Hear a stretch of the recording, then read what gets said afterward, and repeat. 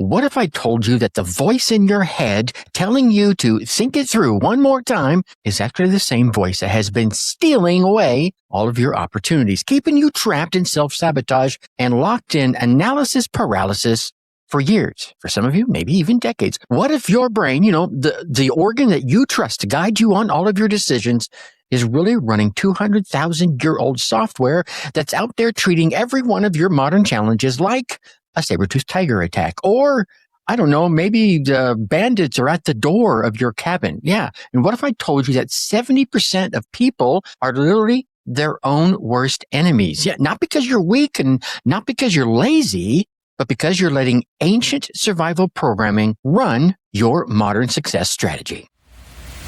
Your Success DNA podcast. Your success is in your DNA. What is up? What is up? What the hell is up, my fellow success seekers? Welcome back to another episode of Your Success DNA. Yeah, that podcast for my aspiring success seekers out there, whether you're an entrepreneur or you want to be a 9-to-5 escapee, you have come to the right place, because here we're going to deliver some mindset shifts, some habit upgrades, all mixed with a little dose of rebellion, helping you to break free from convention to build a life aligned with your version of success, not everyone else's, your version that's out there. And if you know someone who dreams of ditching the grind, maybe, all right, but always makes time for some personal development, sprinkle a little self-help, you might want to go ahead and forward this episode to them. Okay, so today we're talking about your brain as your biggest business partner, and it's the business partner that's embezzling your success. We're going to be chatting about the hidden neuroscience behind why smart people are out there staying stuck. And there's 3 things I want you to come away with today, and they are: first, I'm going to reveal the shocking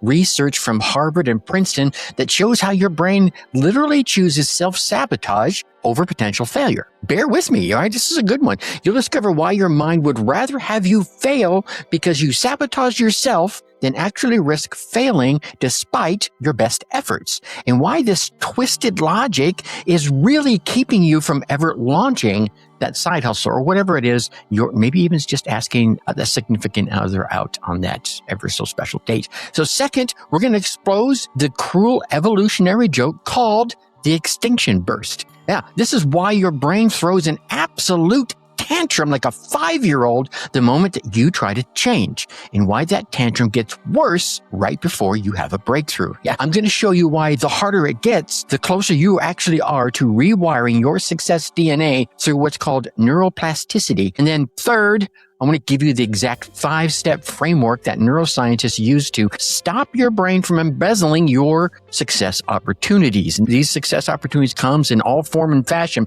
but this isn't about positive thinking. It's not about willpower.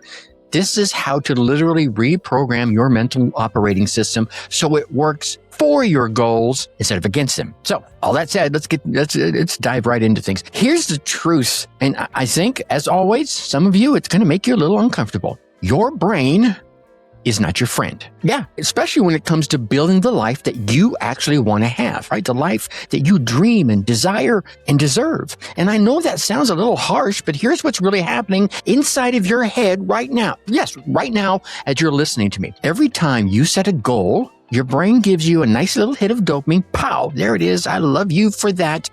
A big hit for dreaming. But the moment it's time to execute, the time to sit down and get shit done, to actually do the work, that same brain that rewarded you so well, it triggers every single fear response that it has in order to keep you safe, he says with air quotes, in your current situation, to get you to stay exactly where you are right now. Your brain would literally rather have you fail because you procrastinated than ever risk discovering that you're just not as capable as you hoped you were. It's called self-handicapping, and it is the most expensive mental habit you will ever develop. Let me tell you a little bit about Marcus. Marcus was a brilliant software engineer, and this guy, let's be honest, he's one of those guys, and we've all met them. He had everything going for him. 6-figure salary, respect of his peers, this sharp, razor-sharp analytical mind. But he came to me completely frustrated. Tracy, he said, I've been planning to launch my own app for, it's been like 3 years. I have the skills, I have the idea. Hell, I even have potential customers lined up asking for it. But every time I get close to launching, I find yet another critical feature that needs to be perfect before I launch. Yeah, Some of you are probably nodding along. It might not be an app for you, but it sounds familiar, right? Marcus wasn't lazy, not by a long shot. He wasn't lacking the skills, certainly didn't lack an opportunity. His brain was running what psychologist Kurt Lewin called the approach avoidance conflict. Part of him desperately wanted the success, but another part was horribly terrified of what success might actually demand of him. Yeah, here's what's really happening inside your head. Let's use Marcus. Inside his amygdala, the amygdala is that ancient system inside of your head that's designed to keep you alive, basically. And think about it, our ancestors, it was really important to keep them alive when being eaten by a predator was a real concern. But it was designed to keep him alive. It was doing so by treating his app like a life or death situation. Every time he got close to launching or shipping it out, his brain flooded his system with stress hormones, and it triggered this internal fight or flight response that manifested inside him as perfection. Daniel Goleman, he coined the term amygdala hijack in his book, Emotional Intelligence, and it explains that this ancient part of our brain can literally take control of our decision-making processes before our rational mind even knows what the hell is going on. Look, Marcus's brain is doing its job perfectly, just the way it was designed to. The problem? Well, the problem is it was doing the right job for the wrong century. And I said this in a previous episode too. This is what's going on with our brain. When I showed Marcus the research that I'm about to share with you, everything kind of clicked for him. He realized he wasn't broken. He realized he wasn't inadequate. He realized, just like in a previous episode, that his brain needed a bit of a firmware update. Okay? So here's what the science reveals about your brain's sabotage system. Let's talk about the Harvard-Princeton self-handicapping study. Self-handicapping, I just told you what that was. Back in the 70s, researchers Stephen Bergglass from Harvard and Edward Jones from Princeton, they discovered something shocking about human behavior. And basically, everything about this show is about human behavior. Once you understand that, you can start leveraging it to your advantage. They gave participants a choice before they took a test. Take a performance-enhancing drug or take a performance-impairing drug. Sounds like a no-brainer choice to me, but here's the results. People in this study actually chose the drug that would make them perform worse rather than risk failing without them having an excuse. Let that sink in for a moment, would you? I mean, really think about it. Your brain would rather guarantee failure with an excuse than risk discovering that you actually have limitations. I know, rationally, we understand we have limitations, but this is why you procrastinate on important projects. This is why you find quote-unquote urgent busy work when you should be working on your side hustle. This is why you find excuses not to ask that beautiful woman out or that handsome guy out, because you're afraid of your limitations. Your brain is giving you a built-in excuse for why you haven't succeeded yet. Okay? Now, this is where we talked, remember earlier, I talked about the extinction burst phenomena. So this is the area where it really starts to get cruel. When you finally sit down and say, screw this, and decide to change, you're going to stop procrastinating. You're going to start that business. You're going to break those self-defeating patterns. You're going to ask that person out. Your brain doesn't just resist. It goes, full stop. It throws what psychologists call an extinction burst at you. This comes from B.F. Skinner's research with lab rats. When he stopped rewarding rats for pressing a lever, they didn't just give up. They pressed that lever more times. They pressed that lever faster, and they pressed that lever with even more force before eventually stopping. Your brain, it does the same thing. Now, I'm not calling your brain a rat, but it follows the same pattern. The moment you try to break your self-sabotaging pattern, the pattern is going to come at you stronger and harder and faster than ever before. It's not a sign that you're failing. It's proof that the change that you're trying to institute is actually working. Here's the neuroscience behind the sabotage. When you're faced with challenge or when you're faced with opportunity, two of your brain's systems actually just go to war. They're across the battlefield looking at each other, squaring off like back in the Civil War days. System number one is your limbic system. This includes your amygdala, which we talked about earlier, and it's constantly scanning for threats out there in the environment. This system evolved when being eaten by a saber-toothed tiger was a legitimate concern, and it's still in there, ladies and gentlemen. System number two is your prefrontal cortex. This is your rational thinking center that understands the long-term consequences of things, and it helps you make logical decisions. However, here's the problem that's causing these two guys to go head to head. The amygdala is faster and it's louder. Yeah, when it perceives a threat, which could be anything from the risk of failure to the fear of success, it totally floods your system with cortisol and it hijacks your prefrontal cortex. Research from Harvard Medical School shows that chronic stress impairs your hippocampus, the part of your brain responsible for forming memories and regulating your emotions. So, let that one go for a minute. So overthinking makes you worse at the very cognitive function that you need to solve your problems. The good news? Well, thanks to neuroplasticity, your brain has an ability to rewire itself. You can literally change the patterns. Now, this isn't about positive thinking. This is about leveraging your brain's natural capacity for adaptation. All right. So let's dive into this 5-step reprogramming framework here. All right. Step number 1, this is a ruthless pattern recognition. Okay. I talk about this a lot in my other podcast, Some Unapproved Thinking, where we just dive into different things that are happening out in the world through pattern recognition. You cannot change what you do not acknowledge. It happens inside of yourself. It happens in governments. It happens in countries. It's just a fact. Start keeping a self-sabotage journal. Your Success DNA podcast. Your success is in your DNA. Every time you catch yourself in some self-defeating behavior, whatever it is, write it down. But when you write it down, you want to write down some details. You want to note the setting that you're in, the circumstances that were going on, the emotions you were feeling, and the result that came out of this self-defeating behavior. Now, again, as I've told you in some other episodes, you don't want to judge yourself here. You don't want to overanalyze. You just want to be the outsider looking in and observing. You want to look for patterns. Do you sabotage when you're getting close to a breakthrough? Marcus was getting close to launch and all of a sudden, boom, he had this new idea. It had to be perfect before he could launch. Do you sabotage when things are going well? Do you feel like you don't deserve it? Yeah. Maybe you're comparing yourself to others when you start sabotaging yourself. Who are those others? Are they really better than you? I'm just saying. Okay.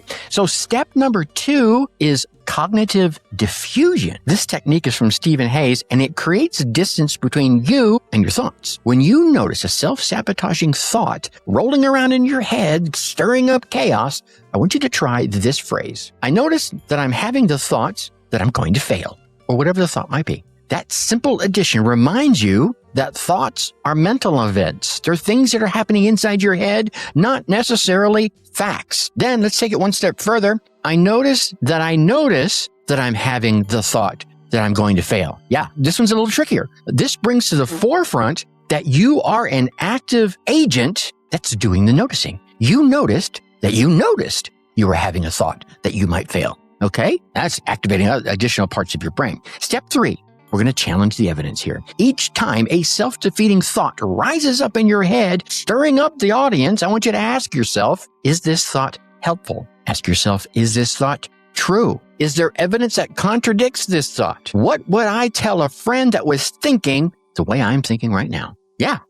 Ask all of those questions. This is where developing what Carol Dweck calls a growth mindset really becomes crucial. Instead of operating from a fixed mindset that says, I'm just not good at this, a growth mindset recognizes that abilities can be developed through dedication, repetition, and hard work, just like anybody else. When you catch yourself thinking in fixed terms, pause, reframe it as a growth opportunity or an opportunity for growth. Remember, as I mentioned earlier, thoughts are not necessarily facts. They are interpretations of your experiences, and interpretations can be changed. Yeah. So let's move on to step 4. This is environmental design. We want to make it harder to go back to our old patterns, the ones that aren't serving us. If you're trying to work on your side hustle, for example, instead of scrolling through social media, which is what you are doing, delete the app off your phone. Delete the social media scrolling app off your phone completely, or put your phone in another room during the time you know you should be working on your side hustle. Have your work materials at the ready and visible in front of you, and put your phone somewhere else. As James Clear writes in Atomic Habits, make good behaviors easy while making bad behaviors invisible and difficult. Yeah, let that rustle around with that one for a minute. That brings us to step number 5. Expect and ride the extinction burst. Look, it's going to happen. When you start changing, your brain is going to be like that little spoiled 5-year-old we've seen in the toy store, and it's going to throw a tantrum. It is. Let's be honest. When old cravings or old patterns of yours resurface, not only will they resurface, they're going to resurface stronger than ever. And when this happens, I want you to remind yourself, this is my brain's last-ditch effort to stop me. The fact that it's getting harder means my change is working. Don't judge yourself for having the urge to go back. That's what your brain's designed to do. Just do like you were doing in the journaling exercise. Observe it. Act like a third party looking at yourself through a movie lens and breathe through it. It will pass without you acting on it. Okay? Now, before we go deeper, everything I've shared today, the research, the frameworks, the mindset shifts, this is exactly the type of content that I dive into every week in the Unleash Your Success DNA newsletter. It's designed for people like you who are still listening so many minutes in as you are right now, who refuse to accept the default life. Those who want mindset shifts and habit upgrades mixed with that little dose of rebellion, because you're a little bit of a rebel yourself, aren't you? You just go ahead and nod. I know you are. All right. All designed, again, to help you break free from convention so you can build a life aligned with your version of success. And if you're tired of your brain running the show all the damn time in the wrong direction and you want to take back control, head on over to yoursuccessdna.com and subscribe. Each issue delivers the kind of truth-telling, status quo challenging insights that can help you rewire your success DNA from the inside out. Okay? So let's pause for a moment here and discuss why this really matters. I mean, other than the obvious. We're living through, let's call this the self-sabotage epidemic.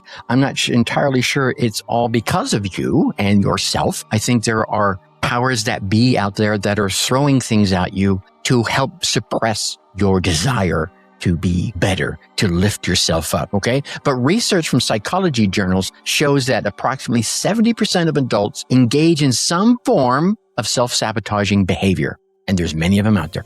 That means, think about that, that means that 7 out of 10 people are literally their own worst enemy. They are the reason they're not succeeding and living up to the dreams that they themselves have. But here's where it gets more fascinating. Self-sabotage is not a character flaw, and it's not a sign of weakness. No, it is your brain trying to protect you. And of course, it's protecting you using ancient survival mechanisms that are completely mismatched for the modern day level of success that you're looking for. And as I mentioned, and I talk about a lot in my more conspiratorial podcast, there are powers out there using that against you. The cruel irony is that we torture ourselves with imaginary problems while all the real opportunities that we hope for and dream about kind of slip by under the radar. Yeah, your brain evolved to keep you alive. Your brain did not evolve to make you successful. Survival and success require two completely different parts of your brain, two completely different mental operating systems. When you understand this, you can stop taking your thoughts so seriously and start treating them like suggestions, like the suggestions you might get from that overprotective friend that doesn't totally understand what it is you're trying to accomplish, but they mean well, right? They always mean well. Oh, don't try that, Tracy. You're gonna get hurt. Yeah, I have to do this, right? The bigger paradigm shift, I think, is moving from being a victim of your thoughts to being the CEO of your mental experience. This is about building what Albert Bandura called self-efficacy, the belief in your ability to execute behaviors necessary to produce a specific performance attainment. This is where your brain works for you, not the other way around. And it does. Your brain works for you as long as you man the helm. So many of us have stepped away from the steering wheel or stepped off the bridge of our battleship that is our brain, and so it just goes on automatic pilots, okay? So all that said, here's your whispered wisdom for this week. The harder it gets, the closer you are to breakthrough. I need you to remember that. If you remember nothing else about this particular episode, remember that. The harder it gets, the closer you are to breakthrough. Most people are going to quit right when their brain throws its extinction burst tantrum at them. Yeah, your little 5-year-old brain's going, don't stop. No, they think if this was working, it wouldn't feel this hard. But that's exactly backwards. Because it's working, it feels hard. Once you get past that last tippy top part of your mountain that you're climbing, well, then it's kind of smooth sailing, right? You get to coast. Remember the bicycle days, cranking up the top of the hill. By the time you get to the top of the hill, you are so damn tired, and you are thankful for the downside on the backside of the mountain. Your specific action for this week, every time you catch yourself self-sabotaging, say it out loud. Call it out. Say something like, thanks, brain. I see what you're doing here, but I'm going to keep going anyway. And then notice that you noticed. Yeah. And then ask yourself one concrete question, right? And this is probably a repeat from a previous episode, but it works. It's that closely linked. And it is, what one small action can I take right now that moves me toward my goal instead of away from it? Yeah. Get focused on the good stuff. Don't try to stop your thoughts. They're going to happen. Don't try to fight the mental clatter that is rolling around in your head. Stop. That's where a lot of the stress comes from. Just pause and simply acknowledge it. Thank it for protecting you. Thank it for being there. And then redirect that energy that it was using to protect you towards the action that you wanted to take from the question that you just asked. Remember, you cannot lose if you do not stop. Your brain's tantrum is just temporary. Your commitment to change can be permanent, should be permanent, okay? So, listen, 70% of people are out there struggling with self-sabotage. But you don't have to be trapped inside that statistic. You could be part of the non-trapped 30%. You now understand that your brain, it's not broken. It's just running some outdated software, not really perfectly aligned with the life that you're trying to build. And if you don't man the helm of your ship, it will go on autopilot, right? And it's going to run the outdated software and you're going to go right off course, right? So all that said, you have the tools to reprogram your mental operating system. You know the difference between protective resistance and productive action. You understand that your thoughts, they're suggestions. They are not commands. And you are the captain of your bridge. And those thoughts come in and they're a suggestion of what you should do as the captain. You can choose to do them or not. The research is clear. Self-sabotage isn't evidence that you're weak. It isn't evidence that you're designed to fail, because you're not. It's evidence that you're human. It's evidence that you're human with a brain designed for survival in a world very different than the one that we live in today. Okay? There's no more saber-tooth tigers out there trying to eat you. There are no bandits at the door. Depending on where you live, there might be one. I don't know. All right? There's no bandits at my door, so I can say that. Right? So it's trying to keep you safe from everything, whether it's be saber-tooth tigers, bandits, or your own ambition. Which says, okay, to do that, you're going to put yourself at some risk. Let me save you from that. You're like, no, I'm willing to take that risk. My dream is worth it. But knowing all of this gives you the power. You can work with your brain instead of work against it. You can honor its protective intentions while redirecting that same energy toward the goals you dream, desire, and deserve. Your future self, as always, it's counting on you to make that shift right now, today. As soon as you're finished listening to this podcast, heck, make it while you can stop right now. Go ahead. I give you permission, okay? Stop letting fear disguised as perfection run the show. To have it stop directing your ship right off the path. Take control. Grab the steering wheel and guide it. Take control of your mental operating system and start using that incredible brain of yours the way it was meant to create, to solve, and to build the life you actually want. And with that, I'm going to leave you as I always do. Think successfully and take action. Thanks for listening to Your Success DNA podcast. Whether you're starting out or you're a seasoned entrepreneur, we have the tools and inspiration that you need to take your life to the next level. So stay tuned for more game-changing advice in our upcoming episodes. And hey, before you go, a quick reminder to check out our past episodes of Your Success DNA for more inspiring stories and practical advice. And if you've loved what you heard, leave us a review and share this podcast with your friends and colleagues. Let's all level up our lives together, shall we? Remember, your success is in your DNA.